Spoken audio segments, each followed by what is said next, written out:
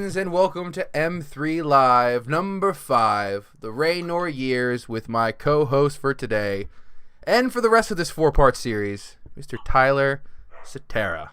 What's up, my friend? Hello. I'm here to share my useless wealth of knowledge about Blink 182. You are a self-professed Blink-182ologist, according to the papers and the news articles I've read about you. But now, we have been talking about doing this Blink-182 podcast for a long time.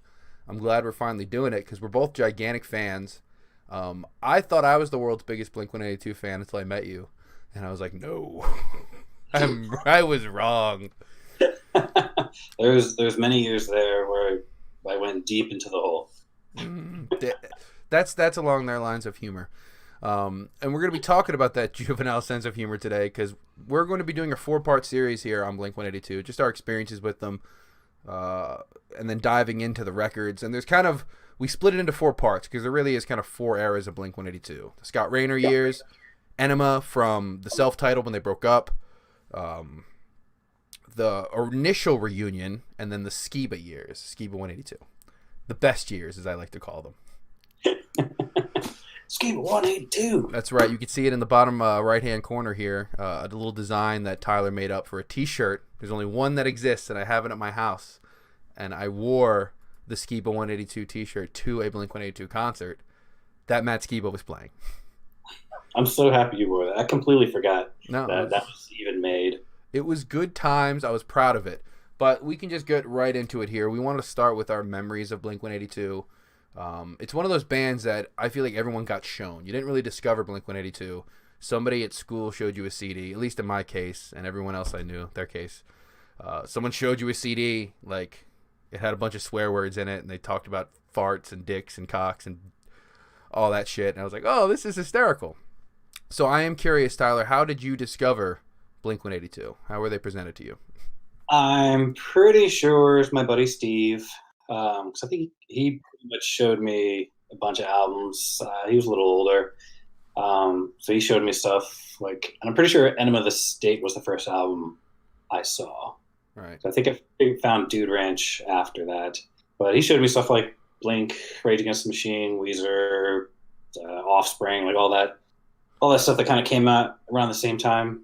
Right. And Blink-182 sort of prevailed and kept going through all of that. I mean, all those bands you mentioned, I mean, maybe Offspring kind of stuck around, but Blink triumphed as a pop culture phenomenon, and those bands kind of faded away when the pop punk boom kind of ended, I guess, like mid-2000s. Maybe like early, 2003 was pretty much the nail was driven into the coffin pretty hard.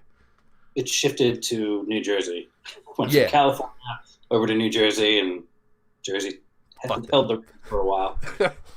That's where like bands like Big Wig and Propagandhi, like that was the next step. And they didn't get to enjoy, I guess, the same mainstream success. But you know what? I feel like without Blink-182, like that's a lot of people's window into punk rock. I probably would never have found out about NoFX if I didn't listen to Blink, Descendants, Bad Religion. Well, maybe Bad Religion because of Tony Hawk, but that's sort of the gateway drug to punk rock. Yeah. But we can. Go ahead. That was pretty much my entry to it. I think NoFX was the next like punk band, but because I'll be the first one to throw up like Blink-182, and I'll put punk in quotes. I think they've started that way and then definitely transformed more rock. But just I think general pop music, popular music is a great way to describe them, especially now. And we will touch on the new albums later, but they had an album go number 1. Punk albums don't go number 1. Like a little slice, you could have like a little sprinkling of punk rock on something that's that popular. So, and they did, but it was pretty indie rock. And you said Enema was your first record, correct? Yeah, I'm pretty sure Enema of the State was the first one I remember the most. All right. I had Take Off Your Pants and Jacket, and I was shown the record by my first bad friend. The bad influence that tried to get me to do bad things like steal and smoke and take things from the golf course. That was what I did. I didn't steal or smoke, except from the golf course. Wow. They got money. Yeah, exactly. No, they could replace. I took flags and The little balls that they would drive into the ground. I had no idea what their purpose was. But anyway, this kid showed me the record because it had a bunch of swears in it. And my mom didn't care. My mom was pretty cool. My mom and dad were pretty liberal with what I could watch and listen to. But there was too much swearing in that record for them. So I figured out as long as I skipped Happy Holidays, You Bastard. That one definitely had the most. Yeah, as long as I would skip that song, I would always sit up front. I'd make sure I'd skip that song, and whenever my mom would go into the store, I'd play it. Just think I was so badass. Which one did you have? They had the three different ones with all the secret songs. Oh, that's right. I don't remember. I had one that was white, and I remember on the back it was just the three of them. I can't remember if I don't know if was every version like that. They did three separate, but was there any that just didn't have any secret tracks on them? I don't know. Yeah, because I recall not hearing any of the secret tracks, even though some of the secret tracks on that record are some of my favorites, like "Time to Break Up," "Hold On." Those are really good fucking songs. What was the grandpa fucking one? That was pretty good too. Yeah, yes, that was the classic. I remark a comment Mark Hoppus said in an interview. He's like, a lot of people are saying, we've grown up on this record. There's a song about us fucking a dog. But I can't imagine you became a Blink-182 fan, obsessed with it right off the bat, or maybe you did. I'm curious, and I could share my experience. When did the absolute true fandom start for this band? When did they become number one, number two, just top in your head? It was probably the All the Small Things video. Because I was the video literally made fun of what was on MTV at that time. And I remember, I didn't jive with Backstreet Boys and NSYNC and stuff like that. So them making fun of it was right up my alley. I don't know, what year is that? 2001, 2000? I think 2000. Because 2001 was Take Off Your Pants. And they had already kind of swung into that. Yeah, so it was because 99 the album came out. And so maybe the end of 99, 2000 is when Enema came out. So, it was around then, just starting high school. So that's right up my alley for humor. Right. It happened for me when I first got my hands on Self-Titled. It was Christmas 2004 or 2003. It was the Christmas that they released it. I know it wasn't on Christmas. It was the first Christmas after they released that record. I was at my grandma's house for Christmas, and I got it and I listened to it on repeat. It was insane. I had never heard anything like it before, and coming from Blink-182, who I'd gotten so used to this pop punk sound, all of a sudden, and it was still there a little bit, but from Enema, Take Off Your Pants and Jacket to Self-Titled is such a dramatic shift, and I loved it though. Oh yeah, well it's funny. After diving in deep into a lot of information, I figured out how long they took to record each album, and the longer their career got, the longer their recording time was allowed. So Untitled, that was when they rented that house and they all lived there for 3 months or something like that. The documentary. Yeah, they were live streaming the house every day and just shit they were doing, and that's very future forward thinking. Watching that. You watched the streams? Yeah. What would they do? Was it bullshit? Was it kind of like this? Sometimes they'd just be sitting around. Other times it'd be Travis recording drums, and I think one time they went outside and just destroyed a guitar or something, and they'd hump each other in the face. They had the guitar that Tom DeLonge wrote "Cock" on, and I remember they had that guitar forever. That they just destroyed it in the middle of this documentary. Yeah. But that was for me where my true fandom started. I feel like a lot of people's true fandom started, and it sucks because they broke up not too long afterwards. Hey, they pumped out a great album though. Hell yeah. And I will say, I didn't want to I put in our little outline here. I want us to kind of just state our favorite Blink album off the bat, so people know. And as we go through this, this series, it doesn't have to be a grand reveal. We can just put it all out there. And for me, it is Self-Titled. I mean, it's just amazing from beginning to end. It's not something I could just put one song on and be happy. I need to listen to the entire album. And if you could share your favorite Blink album, I would appreciate that, good sir. I mean, mine is Enema, and I think that's mostly just because that was what introduced me to it. I can put it on beginning to end. It's short, sweet. It's only like 20 minutes long, something like that. And but from like a respect musician's point of view, Untitled by far, they put so much work and just you can tell they actually sat and took the time and didn't just crank out songs. They actually sat there and worked with it, and everybody wrote. Because you can tell Travis Barker wrote, and as a drummer, that's awesome that he had a huge voice in it. Just with some of the time signatures and stuff like that, it was impressive. Yeah. Hold on one second here. I took my outline down because I'm a fucking idiot. But yeah, now self-titled just, and I'm actually looking forward to when we get to that part. That's going to be in the next part, right before the breakup. I'm really looking forward to diving into that record. But for now, I want to discuss. So we've both seen Blink-182 live. I only have seen them once, so you're going to be kind of the authority on this one for us. So what was your first Blink show? I mean, I've only seen them twice, so I guess I have seen them, 100% more times than you. That's right. That's right. Say what was the first one that we asked? How was it? That was a Honda Civic tour. Like My Chemical Romance opened up for them. Wow. And it was literally I was very excited to see because I didn't think they were ever going to get back together and tour again, and that was the Neighborhoods tour. And I hadn't seen My Chemical Romance, so I was like, oh, that's. But it was literally the end of both bands. Like My Chemical Romance they were not good, and I was very excited to see them, but the singer just couldn't give a shit. Was this Black Parade, or was this before that? Were they still dressed like emo this kids? Is after Black Parade. Oh shit, that's depressing. It might have been during Black Parade, but it was. I mean, they broke up not too long after. I'm trying to remember like how long it was, but and this was this the last tour with Tom? I think they like extended the tour a little bit, but you can tell he was clocking out as well. I mean, it was a good show. Travis Barker played amazing as always.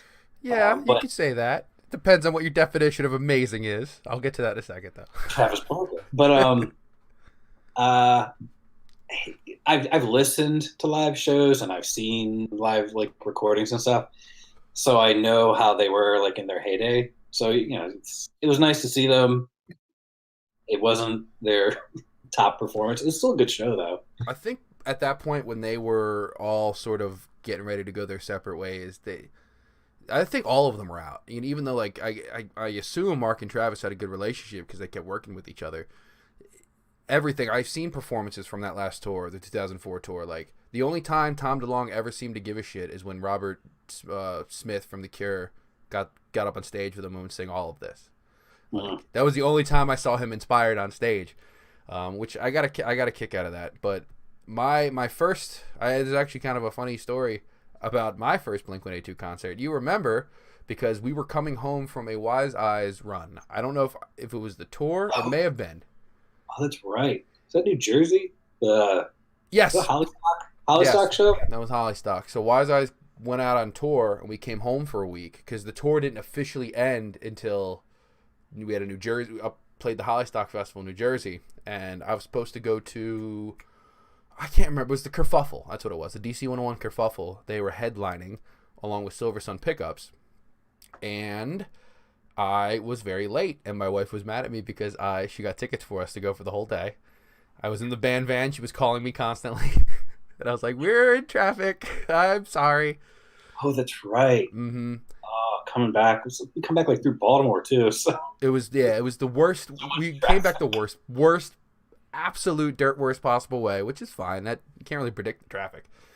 But yeah, we got there eventually, and as I was getting there, the third to last band, so it was Cold War Kids, Silver Sun Pickups, Blink-182, and I came in to the Cold War Kids playing their last song, and they were god awful. God awful, and I feel bad. I don't like to diss like that, but it truly was Anybody would have walked in there and been like, what the fuck is this? They were singing the new one. What was it? First you get high, then you get and that's exactly how he sung it, like that. Like he wasn't enunciating. He was like a mumble rapper. So I'm already kind of like, all right, this is gonna fucking blow. Then Silver Sun Pickups gets on, and they sucked, but it wasn't their fault. The sound was terrible. You could tell they were playing tight, but everything else about the performance was awful. And then I'm like, well, fucking great. I've heard rumors that Blink-182 doesn't pull it together live. I just saw 2 really shitty performances. I'm kind of bummed out now. Then Skiba 182 gets on the fucking stage and murders it. They were incredible. It was one of the best live shows I've ever seen, with energy. They were having fun. Travis Barker overplayed, but whatever. Hey. That was cool, but Blink-182 show unless he overplays. Well, I want to ask you about that for a minute, because you take a lot of inspiration. Your drumming, I know, comes from Travis Barker, but you can keep it together and not go all over the place. I really have a problem with Travis Barker's overplaying live. But what's your opinion on his live drumming and the experience of seeing him play live? Because it is an experience. Like, how does he make you feel? I mean, I like it. I like it because I love drummer, so it's fun to watch him kind of cool. And I think with the newer stuff, I feel like it got lost a little more because the newer stuff is technical. Whereas if you play songs from like Dude Ranch and Enema of the State, I mean, those were essentially written for just that classic like punk beat, like do do do do do do do. So you can just go wild on those. So I think I can see how people might get annoyed with especially some of the newer stuff, but it doesn't bug me. But I like drums. Right. I say, hit as many as you can, and if you hit the wrong one, it's just more added notes. Yeah. Extra. It's bonus content for everybody. Yeah, you're welcome. Patreon only content from Travis Barker at live shows. Just delivered the extra. Well, I do want to know. Just let's do this straight up. No holds bars. Gloves off. Skiba versus DeLong live. Who wins? I mean, it depends. I wish I'd seen Tom back in the day. Like, if you're going off of like singing, Skiba, he sings way better. Yeah, it's not even a competition. Yeah. But watching Skiba, because I did see the Skiba 182 as well, and Skiba singing Tom's songs is weird. But it's because Tom sings weird, I think. I loved him. I thought he did it better. I thought he was a better Tom than Tom. I don't know. I would like to see it now, because that was also literally, I think, like a month when I saw him. It was like a month into tour, so he was still learning how to play. Like, what's my age again? Like, because it's vastly different guitar styles as well. Right. I think it's easy for me. It's Skiba wins the voice, but Tom DeLonge, from whatever I see, Tom DeLonge's an incredible guitar player, and he doesn't really get credit for that. Because everyone just thinks punk rock, but he filled out so much of that 3-piece. Mark Hoppus isn't doing a lot. It's a lot of the rhythm and just everything. He's the rhythm and lead guitar player. He's everything. He drives that band, at least in the early recordings. So Tom DeLonge's always been a better guitar player for me, but if you're asking me to pick between the two, I'd take Skiba all day. He just fits now. It just feels natural. Oh man, I don't know. Blasphemy. Tom's guitar style. That if I had to pick somebody who inspired guitar writing, that was definitely one I'd throw up in my ranks. Yes, especially early Tom, because his guitar style drastically changed over the years. Oh, when you listen to the early albums, like it's very hammer on, hammer off, a lot of individual notes, and then as he goes on, it's more power chords. And I think once he learned about, like overdubbing and layering guitars, he started changing up his style a little bit. Effects. Somebody gave him a delay pedal, and we have them to blame for Angels and Airwaves. Blame or thank, depending on what you think of Angels and Airwaves. I think. Yeah. I think a lot about Angels and Airwaves, and it's both good and bad. We should maybe do an Angels and Airwaves sort of series when we finish this up. But you used to drop the new album. Yes, The new AVA needs to come out. But moving on, we will get to the era in which we gathered here to talk about. That's Cheshire Cat through Dude Ranch, better known as the Raynor years. This is when Scott Raynor was the drummer for Blink-182, as many people know. But if you don't know, there was 2 drummers in Blink-182. And I also think it's funny, though, that there have been 2 drummers. That is a pretty significant shift, but there have only been five members. Mark Hoppus is the only person who's never been replaced or left or came from another group. I always thought that was interesting because the first record seems like his record. I know Tom DeLonge has some songs and singing it, but the most memorable songs either have a cool bass line from Mark Hoppus, like Carousel, or Eminem's, which was the single off Cheshire Cat. Like, that one it felt heavy-handed on the Mark Hoppus side. I don't know if you agree, disagree, think anything differently. No, I think that's right. Like, I'd have to see the list of like how many they actually, split up. But yeah, the better songs on that album were definitely Mark's. Right. How do you think Cheshire Cat holds up? I guess today, like compared, I do want to compare like independent Blink versus major label Blink, which is what Cheshire Cat and Dude Ranch is. But just generally, how does it, when you go back and listen to Cheshire Cat as a fan? I mean, how does it hold up, the enjoyment of listening to that record compared to the other ones? I'll turn it on every now and then, but it's not something I necessarily go back to a ton. There's like 2 or 3 songs I'll go back and listen to off that, but it's, I accept it for what it is. All those early albums, because there's technically an album before Cheshire Cat. Yes, talk about that. If you know whatever information you know about it, the viewing audience, the largest concurrent live audience this show has ever experienced, mind you, and I'm not kidding with you. You're a star, Ty. Tell them what you know about those records. So Buddha, especially if you ask Mark, is what they consider their first actual album release. And it was funny, I went down a rabbit hole because I went on Spotify to just look it up. If you go on Spotify, it actually says that it says like 1998 is when it was released. Yes, they have it listed as the 3rd album, but it's not, and I knew that, and I was just like, no, this definitely came out before Cheshire Cat. So it led me down a whole rabbit hole about what actually happened, and it was basically Mark used to work in a record store, and his boss wanted to start a record label, and so he was like, hey, I'll front you guys money, record an album, and we'll split the profits until you pay me back. And so they went in, they recorded Buddha. I think they did it in like 3 days. They just hammered it out because they didn't have a ton of money. Right. And after they went ahead and hammered it out, they toured, they started selling it, making good money. As the years went on, though, they started getting a little suspicious that they weren't getting paid the royalties from it. So they went to, I think it was actually, there's a guy from like the Vandals, or I forget which band. They went to like one of their lawyers, and they were just like, hey, like, can you actually look into this? Because we're pretty sure we're getting gypped. So they found out the guy had been selling Buddha under the table to everybody, and so they went to Kung Fu Records. That's the guy from the Vandals. They went to them, and they're just like, look, if you can take care of all the legal crap and get him to stop selling this album, you can re-release Buddha, and it's yours to sell, and you can, then we can split the profits. So that's what he did. They went after him, gave him like cease and desist. I think they tried to sue him. And they got to re-release Buddha, and they remixed it, mastered it, and I think they actually changed a couple songs on it. And that's why it says 1998, even though it was really like 93 or 94 of when they put that out.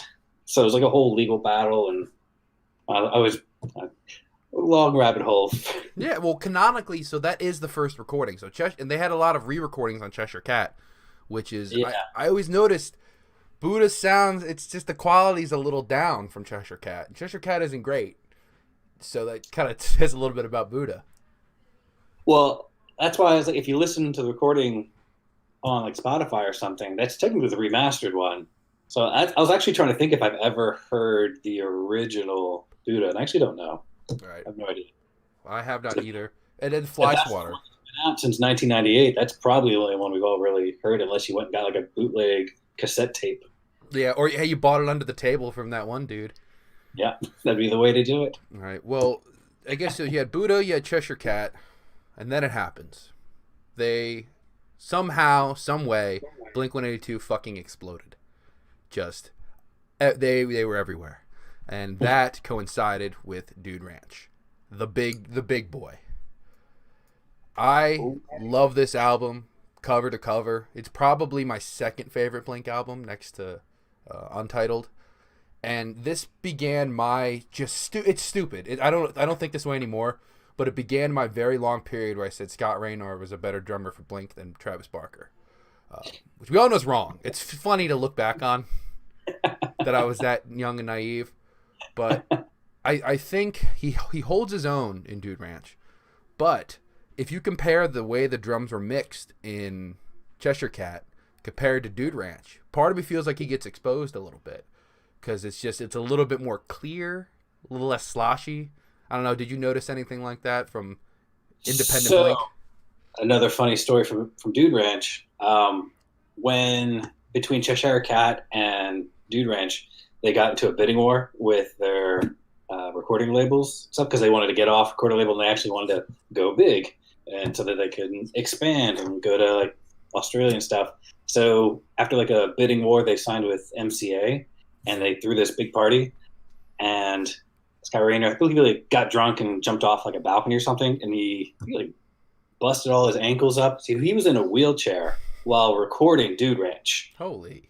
And they were already starting to have issues with him, with drinking, and obviously he jumped off a balcony. So they were pretty pissed that he was in a wheelchair right as they are going into the studio to record Dude Ranch, which was supposed to be their first major label album. So they recorded all the stuff. I think they did in like 5 weeks was how much their recording was. And they actually had to go back and they re-recorded a bunch of his drums. So I don't know how many songs they re-recorded or what they did, but I mean, they actually spent a ton of time on the drums, which is probably why it actually sounds good instead of like Cheshire Cat. I think they spent a week recording and Buddha was 3 days. You can so tell. having like a month to over a month to record the drums, I think that actually made it so much better. So, dude, Scott Raynor, was he the one who went and re-recorded it, or did they get somebody else? I'm pretty sure he's the one that re-recorded it, but they just waited till he was probably out of a wheelchair. Right. Because he would scoot his wheelchair up to the drum and then just his ass on the throne and then play and then just limp off and just cry in the corner, I assume. Yeah, I can imagine. That sounds like it would be very painful. But we had there's not a lot out there of Scott Raynor. There really isn't, but the most you get to see of his personality, at least what I found, was in the making of the Josie and the Damn It music videos. And he doesn't seem like he gives a fucking shit at all. Like, he seems just to not be interested, or just to kind of be, I don't know, like he's half there. Did you notice anything like that when you were watching any of the videos with him? Yeah, well, he was also on the fence of going big, doing what, to selling out and stuff like that. Mm. So that was one of the many issues that he had with, the band just making it big. So he was drinking a lot and he wanted to go to college and they toured nonstop. So I think he was probably just drained, and they were always doing like MTV sets and interviews, and I think he was on the fence about if he even wanted that stuff. Right. And the drinking definitely wasn't helping. And as we've seen personally and with other bands, just everywhere, like drinking and playing music out on the road, it's fun for a little bit, but it becomes incredibly destructive after a pretty short period of time, actually. It doesn't take very long. Yeah. Nothing else to do. You get to the show, you get to the venue, you don't play for 5 hours. What the fuck are you gonna do? And you gotta find some good hobbies for the road. That's right. Or Nintendo Switch. Go take a nap in the van or something. Right. I don't know, man. The smell. You gotta open the windows. You can't, you close it up. Carl. So we left somebody in the van, and they were taking a nap. We were on tour, and they were cooking. I feel like it was Carl It or had to have been Carl. Carl, we love you so much. No, Carl is probably watching this, being like, "Yeah, it was me." I try to remember who it was. I remember. I don't even remember. Yeah, I can picture the venue, but and cooking somebody. Well, I can imagine that takes it out of you. But you hear stuff about Scott Raynor that I don't know how true this is, honestly. This always seems like a rumor that he agreed. He's like, okay, I'll go to rehab, I'll get clean. And by then, Blink had been torn with the Aquabats. Baron von, whatever Travis Barker was called. Baron von Barker. Baron von Tito, thank you. Baron von Tito. There it is. He learned their set, apparently all 28 songs in like 45 minutes. Killed it on the tour with them. Scott Raynor came to them and said, hey, I'm looking to get sober and kind of continue my work. And they're like, sorry, we're going to move on. Did you find, I guess, that similar story told to your tireless research? Yeah, it sounded like he got the short end of the stick, but I think it's for the best. I think. Mm-hmm. I don't think they would have really made it too far past the Dude Ranch level with him, right? Because the next album they would have put out probably would have been very similar. Yeah, and I think they would have been stuck in a rut and maybe pumped out 2 more albums and drifted away, and I don't think they would have evolved. And then Angels and Airwaves would have taken over even more.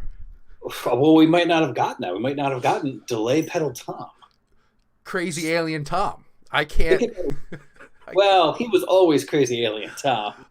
Publicly. We didn't see. He didn't have a platform like the Joe Rogan podcast to go on and make a fool of himself yet. He hadn't gotten there. And I just real quick looking forward. I cannot wait to talk about Blink now on the fourth part of the series, because this is gonna get like Tiger King, where it's funny and silly, and like halfway through it gets fucking dark. Big things are coming, Alex. Big things are coming.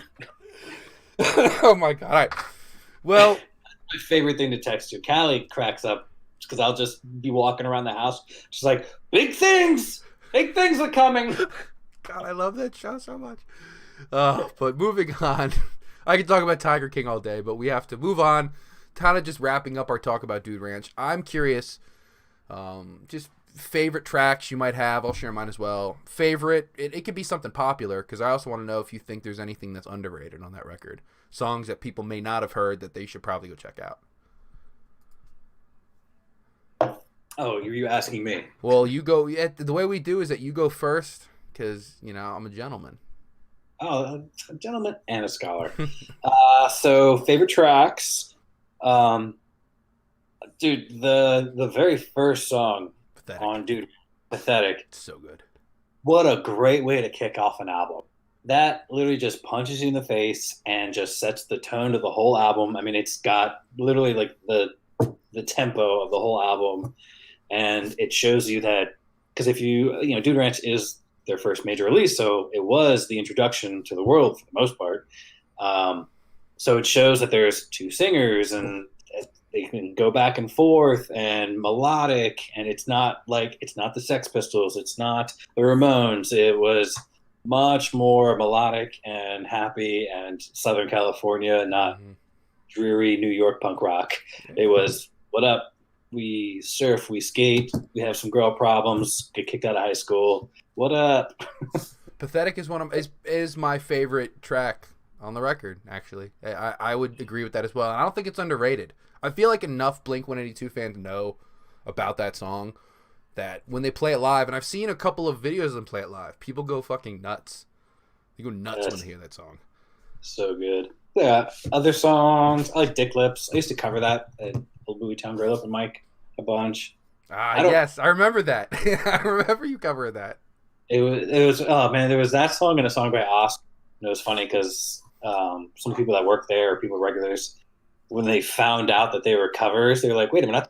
So I was like, man. You used to play The General, right, by Oscar?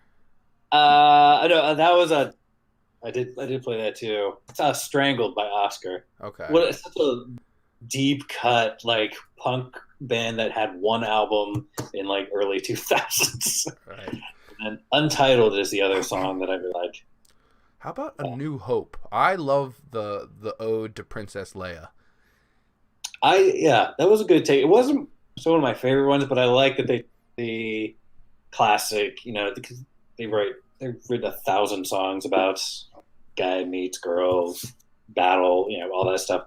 But I think they were saying Star Wars had just got re-released when they were writing this, so that was why they were just like, oh shit, well let's take this because we like Star Wars and Tom loves space. So I think putting a nice twist on it helped, and it's not just a regular ass song about guy meets girl, lose girl.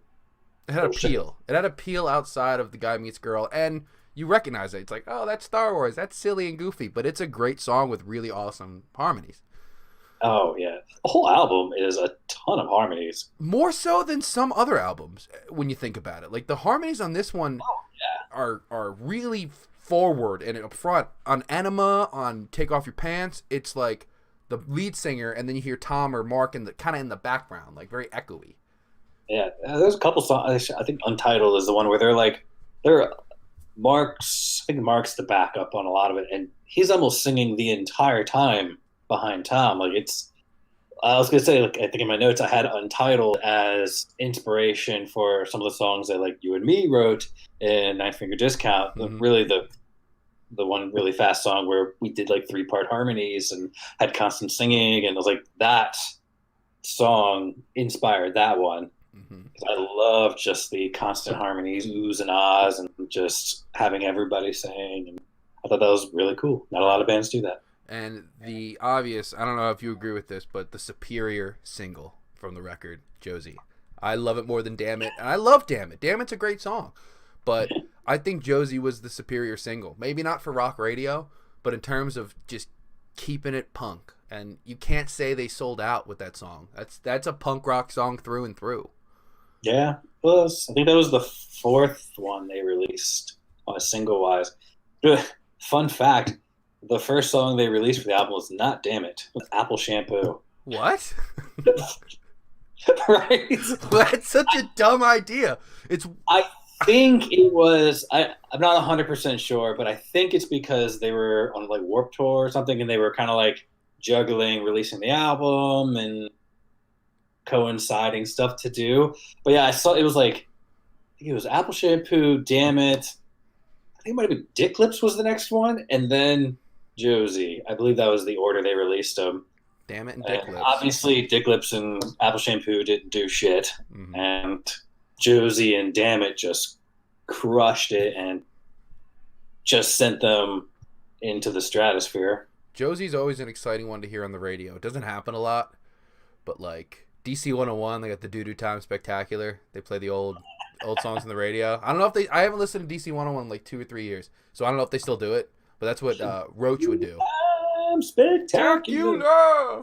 Dude, I used to get so pumped for that because I'd be coming home from work, and they would play Josie every now and again. It was one of the ones that would get put in the rotation, and that's windows down, singing at the top of your lungs, like just air drumming when you shouldn't be. That song was named for a dog. Really? Yeah, I think it was like the Dance Hall Crash singer's dog or something like that. Oh, shit. And what was it? Other fun fact about Damn It? Because I did always wonder this. In the recording, Mark sings the whole song. Mm-hmm. And apparently he blew out his voice because they accidentally wrote it out of his vocal range. And so in the recording, he was smoking and touring, and they tried to record it, and he just destroyed his voice. So when they play it live, he doesn't sing chorus. That's why Tom sang the chorus live, and why Matt sings the chorus live now, because it's out of Mark's vocal range, and they just accidentally wrote it that way. And they're like, well, fuck. Well, we can't go back now. It's too late. It's way too late. Shit. Oh, man. Well, I feel like we dove pretty deep into the Scott Raynor years, but eventually it happened, and they got rid of him, and Travis Barker took over, and some would say it was for the best. I am in that camp that Blink-182, like you said earlier, they wouldn't be the band they are today with Scott Raynor. It just wasn't going to happen. And Travis Barker's a star. Like, they're a band of 3 stars. Mark Hoppus, Tom DeLonge, Travis Barker stand on their own as individual stars and celebrities and as businessmen. Atticus Clothing. I mean, that's Mark and Tom, but they all have their own ventures. Travis Barker played with all those hip hop artists. I don't think they've become pop culture icons and future Rock and Roll Hall of Famers, if you ask in my opinion. Oh, for sure. I don't know if they'll be first round, but they're getting in. I will not disagree with you because I think we both think I think they deserve to be first round. Well, yeah, me too. Obviously, yeah, we're a little biased, but the why wait? Exactly. No, exactly. Fuck it. I think isn't it 25 years after your first release? I think so. So I mean, they're gotta be close. Well, it depends. Are they counting it from Damn It? Excuse me. Are they counting it from Dude Ranch, or do they count it from Cheshire Cat? I bet they counted from Dude Ranch. Right. So 96 plus 20 is 2006 plus 5 is 2021. Next year. Son of a bitch. You son of a bitch. I'm in. I'm in. Well, I'm all in for Blink-182 in the Hall of Fame. I'm also all in on our 4-part series on Blink-182, starting here with the Raynor years. Tyler, I think we done and dusted this first part here. I think we wrapped it up, kept it tight beautifully. Any other? But before we head out, do you have any other fun facts that you were itching to share about Dude Ranch that you wanted to get out there, or do we tap you dry? Let's see. Notes. Let's see. Dude Ranch. We go down there. Emo was inspired by your favorite band, Jimmy Eat World. Stop. Now tell me everything. I tried digging very hard on it to find any more like info, but it seems like it was just Tom loved Jimmy Eat World, so he just I think really, as far as I can tell, it's just the title of the song because it's not necessarily a very emo song. Mm-hmm. But they were the kings of emo. Still are the kings of emo. Undisputed kings forever, for life. For sure. And then let's see. Yeah. The riff, damn it, the intro riff, that was written because Tom was missing 2 strings on his guitar, and Mark wrote the intro, but it only happened because a couple of strings were broken, and that's all he had to play. Oh, so that's Mark Hoppus who actually came up with the very famous riff. Yep.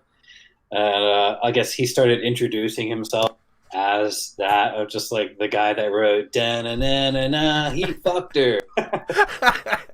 He just introduced himself to everybody like that. That's fantastic. I would do that too if I wrote a one-hit. They could have very realistically been one-hit wonders. And in that alternate reality, if I was Mark Hoppus, I would still be telling people like, hey, I'm Alex, nice to meet you. I wrote "da-na-na-na-na." Well, I guess when Damn It started getting, Damn It or M&M's, it might have been M&M's when that came on the radio, but when they started playing on the radio, they were driving around and they started freaking out, and they described it as from That Thing You Do. Yes. When they start playing and they freak out and screaming at everyone playing, they're just like, that was how we felt. That we were freaking out and running around and like at stoplights yelling at people to turn on the radio and call in and just go crazy. That's awesome. And we forget that sometimes these big major bands like Blink-182, they experienced that once. They were independent bands coming up, and it's nice to see that, you know, they may dress in their designer streetwear and shit like that, but if you ever see an interview with Mark Hoppus or Travis Barker, they're pretty humble guys, and they still seem like they have that same fire and passion and love for the music that they make, you know. And I bet Mark Hoppus still hangs out his car window and shouts, "Turn on the radio." I'm just gonna guess what I've seen from him. Yeah. Well, it's like around that time too, they were so young. Like, you forget that they were like 19, 20. I think Scott Raynor was like 14 when they signed their first like record deal. Well, like, Enema, you think no one likes you when you're 23. So they're 23 then. So they're in their early, 20 years old. I know Mark Hoppus was older than them by a year or two. I think the first contract they signed, I think Mark was the only one that signed it. because Raynor was 14 and he couldn't. I think Tom was at work. Yes, I did see. I saw that on the Wikipedia as well, sir. Yeah.